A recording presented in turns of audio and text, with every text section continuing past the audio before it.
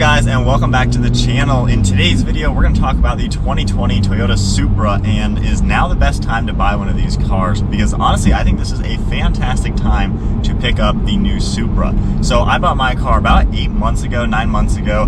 I have almost 5,000 miles on it, so I've had it quite a lot of time, had quite a lot of experiences, and definitely had a ton of fun owning the car. So I bought this back when they were still brand new. It was hard to get. I had to wait about a month to get my car. I bought it when it was still overseas in the ocean on the way here. So that was still in the beginning. At this point, there are a ton of brand new Supras still sitting on dealer lots, and they are discounted. So my car had an MSRP at 56 grand. Out the door, I was at 58. So can't really complain with that. I paid sticker, nothing crazy, no discounts, but nothing over it. Some people did get pretty screwed and actually paid like 10 to 20 grand over sticker. For all of those who did that, I'm sorry, because you probably lost about 30 grand at this point.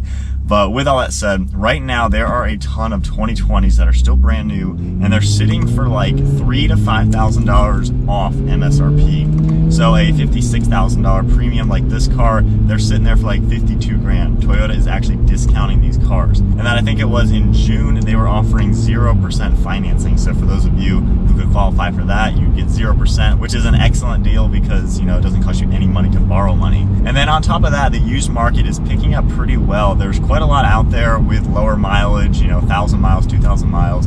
And those all seem to be at that high 40s, low 50 mark still. So from my own perspective, if I sold this car today, I would definitely lose about $10,000. So not exactly the greatest thing to think about. And when I look at my GTR, I've owned that for 2.5 years. I put like 12 or 13,000 miles on it, and I can still sell it for what I paid. So this car in a fourth of the time has lost, well, 10 times more money, which is not good. So will I ever buy a brand new car again? Honestly, I don't think I really will. I'm never going to buy another hype car again. I don't see the point, honestly. Even though this car is a business thing for me, it makes me some money on YouTube, it hasn't made me nearly enough to cover what I've lost on it if I did decide to sell today. But at the end of the day, though, it's been a very fun car, and I do plan to own it for at least a few years, so I think I will get my money out of it. And I think as the time goes on, next year and the year after that, I think values will kind of hold pretty steady as the normal supply and demand gets out there. So I don't think long term I'll really lose too much on this. I think it'll still be worth mid $40,000 when it is time for me to sell it. So maybe 2022, 2023, if I trade this in for the next thing, if I can get 45 grand for it, 3 years of owning this, losing 10 grand, not really the worst thing in the world, and I can be okay with that one. But for anybody who did buy it brand new last year in the end of 2019, don't plan on selling it now, because you're definitely going to lose your butt on it. Unless you just have 15 grand to throw away, I wouldn't recommend selling your car now. There are still some dealers who are offering launch editions that they still have, or even just premiums, and they're asking like 10 or 15 over sticker. Please don't anybody do that, because you are going to get screwed. That is the dumbest thing ever. I don't know why dealers are even doing that. It's only a few dealers that still are asking over sticker. I think they're just doing it for foot traffic or something. But on the Facebook pages and all the other Toyota Supra pages that I've been on, there's still quite a few Supras out there for a lot of money, which is definitely a waste of money. So aside from the pricing of the Supra, I think the Supra is also a really fun car to look at buying. And now that you can get it for around 50 grand, that puts it in a little bit more realistic price point. I think the average price of a new car in today's market is like 40 grand. So the fact that you can get one of these for, let's say, 7 to 10 grand more than that, not really putting this car out of perspective for a lot of people. It's pretty normal priced, I would say, and you're getting so much fun factor and so much performance for the money. I've kind of gone back and forth with my ownership of this car, if I liked it or didn't like it. In the beginning, I loved it. Month number 1, this was the coolest car ever. And then after that, it started going downhill for me, just because this thing was competing with my GTR, which is a way better sports car. It's a true supercar, the rawest, most mechanical, craziest car ever. This thing can be pretty generic. When you put it in automatic and normal mode, I mean, it's a Toyota Camry. It's nothing special when you're just cruising. But at the same time, that is nice because it's now a very comfortable, luxurious car, which is good for daily driving. But when you're in sport mode and manual, it rips. And now that I have driven this back to back with a lot of other sports cars, the C8 Corvette, I was doing that yesterday, filming it with that, racing it and everything, Jaguar F-Types, obviously my GTR, a million other cars that I've reviewed. I really do think the Supra has a ton to offer, and even comparing this with a C8 Corvette, which a lot of people for whatever reason still compare these two, this car honestly, I'd put it kind of the same as far as the fun factor. It gives you a much different feeling, but this thing's fast, even stock tuning, this almost keeps up with the C8 Corvette.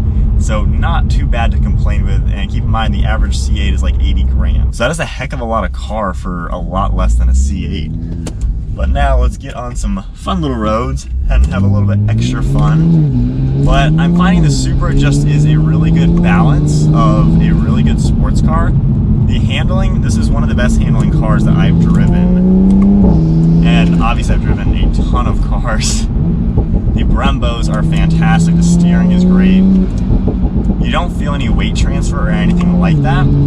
It's a very composed car, and with the lowering springs, I'm on the H&R lowering springs, that made a world of difference for the handling, and you really are getting a car. I mean, this thing will smoke so many other cars that even cost a heck of a lot more than this in any type of twisty turn aspect.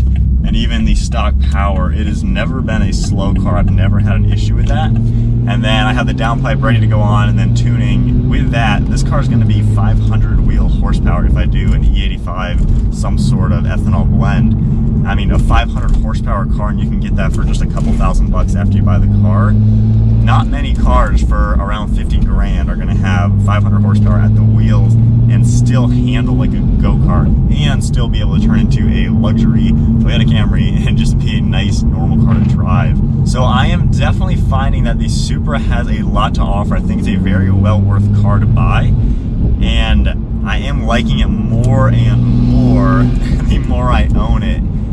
It's just, I don't know, every mod you do, it adds to the drama of it. And it's just got so much to offer, and I think the pricing now is really good. I kind of wish I could have waited and bought the car now, because that would have saved me roughly $8,000 or something like that. And that obviously would have been pretty nice. And you just get so much drama with the car, it's so much fun. So as far as what people are going to be doing if they decide to buy this Supra, I think this can be a really good daily driver. If it's your only car, I think this can definitely do that. It is only a two-seater, so you know, if you have kids or other people you're always in your car with you, obviously not going to be too practical. But as far as a two-seater goes, it's very comfortable for the passengers and the driver, or the passenger and the driver. I have a lot of room. I am 5'11", and I have literally that much headroom, so maybe 3-4 inches of headroom. It has a double bubble roof, which is great for if you are going to take this car to the track. You can easily wear a helmet and not worry about bumping your head all the time. You will hit it right here, as I have done quite a few times, because this roof line is a little bit lower, and you do notice that the glass is kind of lower than most cars, so you do kind of have that vibe to it. But aside from that, everything is very comfortable and normal to drive. The trunk is big. You can fit a full-size golf bag back there. You can fit luggage and pretty much anything you need. I have had comments on one of the videos I had made complaining that there's no button on the back of the trunk. I had a few comments saying nobody's buying this car to use the trunk. Everybody who's buying this car is literally going to daily drive it and use the trunk. I don't know why some people think every sports car is literally going to be purchased to be a track car. That's not the case. Even Lamborghinis, people daily drive those things. But a car like this, you're going to daily it. It's usable enough. It's very comfortable. And then the biggest thing as far as any sports car goes, literally when you put it into the fun modes, it turns into a really, really good car.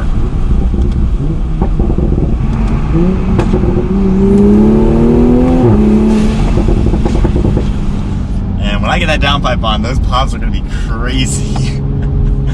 But anyway, I think that's about kind of wrapping up the video. Short one for today, just talking about is now the time to buy a Toyota Supra. Definitely, they are great pricing, 50 grand out the door. I've been seeing a lot of people posting on the Facebook pages, getting them for 47 to 50, brand new. Used ones, similar pricing, but I think that's just a heck of a price. When I drove the Jaguar F-Type, so much more money, and that V6 F-Type was nothing. Like, I wouldn't get that at all. The V8 is twice the price as this. I don't think that's even worth it. The C8 Corvette, they're going for like 100 grand if you're looking for a used one. And if you didn't order yours already, you're not going to get one for like a year anyway. So a C8 Corvette isn't even in the realm of this car. My brother's car is around $80,000. And when he gets his, that'll be interesting because that's like 25 grand more expensive than my car. Don't know if it's exactly 25 grand more fun. It is cooler looking, hands down, and it is a little bit faster stock to stock. But this cartoon is going to destroy the C8 in a straight line, and they handle about the same, at least from my perspective. So, I don't know, I think the Supra, you get a lot for it. The new 400Z is gonna be the really only car that can compare to this, I think. So if and when that car actually comes out, hopefully I can get my hands on one and see the differences, because that will definitely give this car a good run for the money. But anyways, that is about it. I gotta fill this thing up with gas, so I guess we'll real quickly talk about maintenance costs. I spent $0. I know I had a few comments on that. That's a brand new car. You know, the first 2 oil changes are free. I already had the first oil change done. I don't see spending a dime on maintenance for this car for the first year. Gas, it's like a $25 fill up from empty. It's a tiny little tank, and I get like 180 miles on a tank. So it's not like I get the biggest range because it is small, but I get like 24 miles per gallon. So not too bad. I don't really see it being an expensive car to own, aside from depreciation. But anyways, that is gonna wrap it up for today's video. A little update on the car. Is it the time to buy? Comment down below. What do you guys think? Do you think it is now a good time, now that the hype has kind of died down and you can get these things for a heck of a good price? But that is it, guys. Give it a thumbs up, smash that subscribe button, and I'll see you guys in the next video.